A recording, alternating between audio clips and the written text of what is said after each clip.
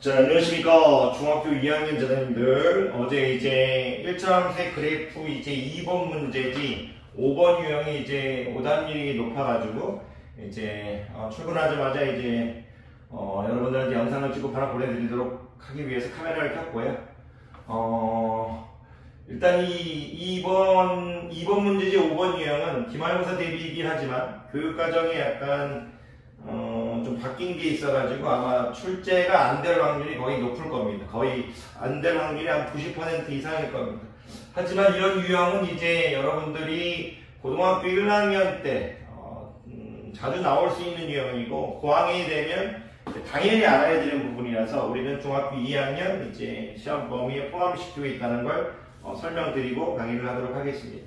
어제 이제 출제했던 문제가 이런 유형이었죠. 이제 직선이라는 이제 말이 들어갔고 직선 y는 이제 3mx-m 플러스 4 이렇게 했습니다. 직선 y는 3mx-m 플러스 4라는 이런 이제 조건이 주어지고 그런 다음에 이제 y가 이제 x가 마이너스 1에서 해서 x의 범위를 주었습니다. 정의역의 범위를 줬죠. 그런데 이제 우리 작성 대단들은 정의역에 대한 얘기를 알고 있으니까 x의 범위를 주어졌는데 그랬을 때 이제 y가 이제 항상 이제 양수가 되도록 하는 이제 m의 범위를 구하라고 출제자가 이제 냈죠. 그런데 일단 문제를 풀고 못 풀고를 떠나서 잠깐 이제 간단한 스토리를 얘기해주면 항상 함수에서 이런 이제 범위가 주어졌을 때 항상 여러분들은 이제 f-1 -1에 대한 함수값과 1에 대한 함수값을 이제 주의 깊게 살펴봐야 된다. 이런 것들이 머릿속에 좀 있어야 됩니다. 물론 이제 여러분들이 그래프의 개형도 생각할 수 있어야 됩니다. 항상 나중에 이제 고학년이 되시면 알겠지만 어떤 1차 함수든 나중에 배울 2차 함수든 이런 범위가 주어졌을 때 이 f-1 이 경계라고 보겠습니다. 이 -1과 1을 x의 경계라고 부른다면 -1에 대한 경계값과 1에 대한 경계값 야에 대해서 주의 깊게 여러분들 살펴보아야 됩니다. 출제 의도가 주의 깊게 살펴보아야 합니다. 일반적으로. 그리고 이제 그래프의 개형도 생각할 수 있어야 됩니다. 일단 그런 내용이 여러분 머릿속에 있다고 가정하고 설명을 하도록 하겠습니다.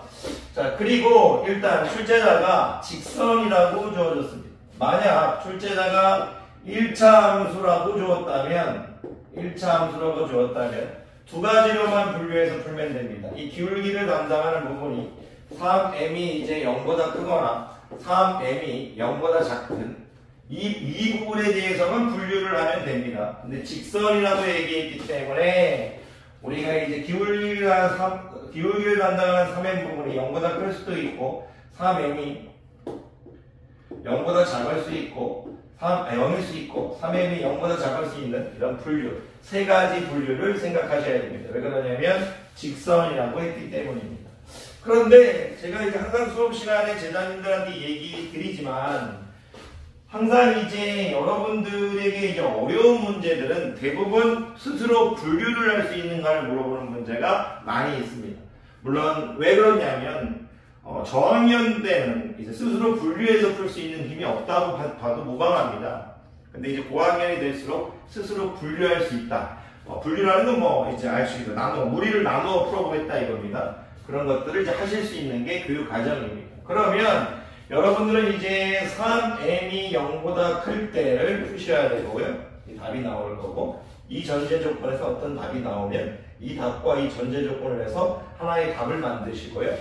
그리고 이제 3m이 0일 때 답이 나오고요. 그리고 이제 3m이 0보다 작을 때에서 답이 나오고요. 그래서 1번과 2번과 3번을 합쳐가지고 답을 적어주는 겁니다. 근데 3m이 0보다 클 때는 기울기가 0보다 클 때니까 당연히 양변을 3으로 나와버리고 m이 0보다 크다는 얘기를 하고 있는 거고요. m이 0이다 하는 거고요. m이 0보다 작다 얘기를 하는 거죠. 세 가지 분류로 나누라는 얘기입니다. 그러면 이제 m이 0보다 크다는 걸 잠깐 생각해 보면요. 얘는 이제 증가함수가 되겠죠. 오른쪽 위로 향하는 직선입니다. 그러면 여러분들이 그래프를 두 가지 형태로 한번 생각해 볼 수 있습니다. 무슨 얘기냐면 제가 두 개의 직선의 그래프를 그렸는데 제가 여기서 지금 m이 0보다 크다는 오른쪽 위로 향하는 직선이겠죠. 화살표를 여러분들이 이해를 돕기 위해서 잠깐 하도록 하겠습니다. 그러면 제가 여러분들한테 이런 얘기를 할 수 있어요. 이 범위에서 y가 항상 양수가 돼야 됩니다.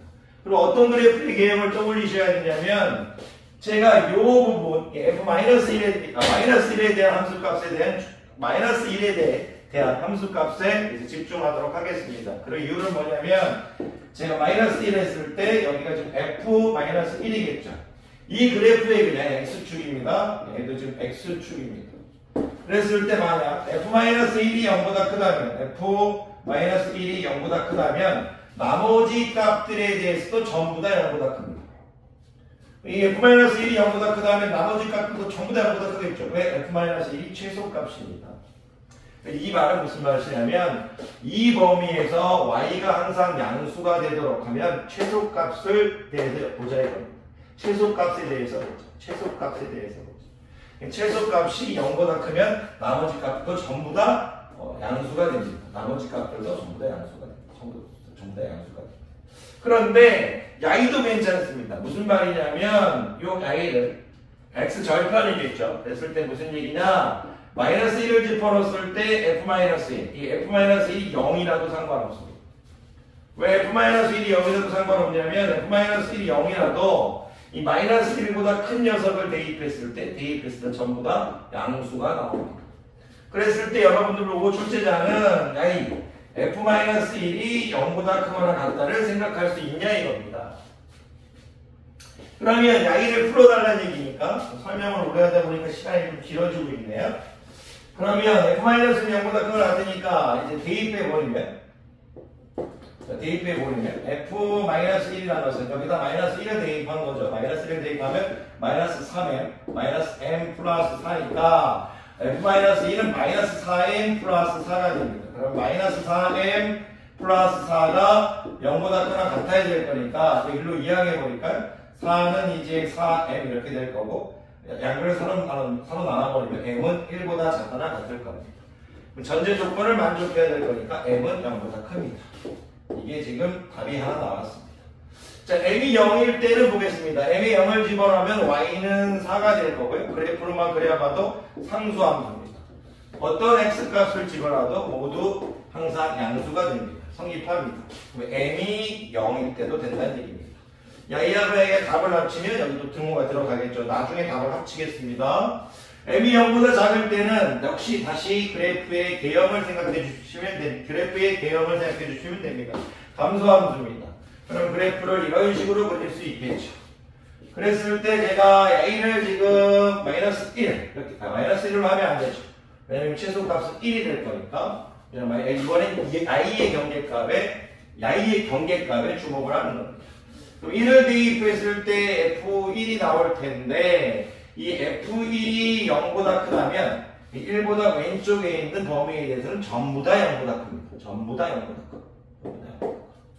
그리고 이것도 상관없습니다. A를 집어넣었을 때 1 f1인데 A는 지금 x축입니다. f1이 0이어도 상관없습니다. f1이 0이어도 1보다 작은 값에 대입해서도 이 범위에 있는 무엇을 다 대입해도 항상 양수가 됩니다. 그래서 출제자는 역시도 f1이 0보다 크거나 같음을 이제 이해하고 있냐를 물어보는 겁니다. 처음에 풀 때만 어렵지만 이걸 자꾸 푼 학생은 어떻게 보냐면 보자마자 f-1이 0보다 크거나 같구나, f1이 0보다 크거나 같구나 이런 것을 생각하고 바로 풉니다. 이런 그래프의 기형이 머릿속에 있는 것을 연습하는 거죠. 지금 힘들다고 해서 안 하시면 안 됩니다. 왜 그러냐면 지금 해주셔야 되고 이해가 안 되시면 학원에 일찍 와서 물어보셔야 됩니다. 다소 좀 부족한 게 있죠. 영상을 올리는 건. 하지만 그거 영상을 올리면 생각하시면 점점 강해집니다. f1에 대해서 얘기해보면 f1이라는 것은 1을 대입해버리는 거니까 3m 빼기 m 플러스 4겠죠. 3m 빼기 m 플러스 4고 이제 2m 플러스 4가 됩니다. 그럼 이제 2m 플러스 4가 0보다 크거나 같아야겠죠. 2m은 마이너스 4보다 크거나 같아야 되고 m은 마이너스 2보다 크거나 같아야 됩니다. 항상 전제 조건을 앞에 야이가 이 전제 조건이었죠. m은 0보다 작았죠. 그래서 자, 이제도 야이도 만족시키고 야이도 만족시켜야 되니까 m은 0보다 작고 마이너스 2보다는 크거나 같아야 됩니다. 그런데 답을 적을 때 요 1번의 범위와 기억이라고 할까? 기억의 범위와 니은의 범위와 디귿의 범위를 수직선에 다 표현해 줘야 됩니다. 물론 바로 보이시는 학생들이 있지만 바로 안 보이시는 학생들이 있을 수 있기 때문에 기억을 표현하면 이렇게 됩니다. 0부터 1까지. 그리고 니은을 표현하면 m의 0입니다. 색칠해 주겠습니다. m이 0보다 작고 마이너스 2보다 작습니다. 해보내면 이렇게 됩니다. 다 이렇게 할 수 있겠죠. m의 범위는 m 마이너스 2보다 커 나갔고 1보다 작아졌습니다. 이런 식으로 여러분들이 하실 수 있어야 됩니다. 미래를 위해서, 미래 고항에 대해서 이런 것들을 편하게 풀기 위해서는 지금 준비하셔야 됩니다. 강의 끝날 고생 많으셨습니다.